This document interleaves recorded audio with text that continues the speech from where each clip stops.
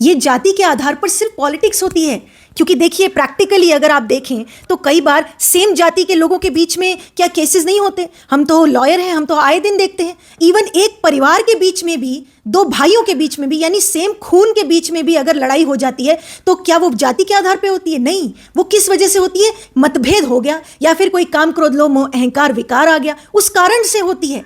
तो मतभेद एक जाति में भी हो सकते हैं, मतभेद एक परिवार में भी हो सकते हैं, लेकिन ऐसा भी होता है कई बार दो अलग अलग जाति के लोग खुशी खुशी रह रहे होते हैं, कोई मतभेद नहीं होता। यानी मूल जो कारण है वो है मतभेद, कारण जाति नहीं है, कारण मतभेद है। अगर सिर्फ जाति पर ही आधारित सब कुछ होता ना तो आजकल इतने जो क्राइम्स होते हैं, क्राइम करने से पहले जो आरोपी है ना वो सोच लेता है क्या कि ये तो मेरे जाति की लड़की है तो मैं इसको नहीं छेड़ूंगा, या फिर ये मेरे जाति का लड़का है तो मैं इसको नहीं मारूंगा।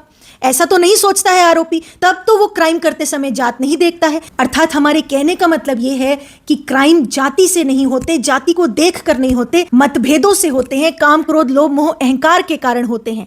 और इसीलिए हमने अपने चैनल पर कई बार ये बात बोली है कि मॉरलिटी और नैतिकता बहुत जरूरी है।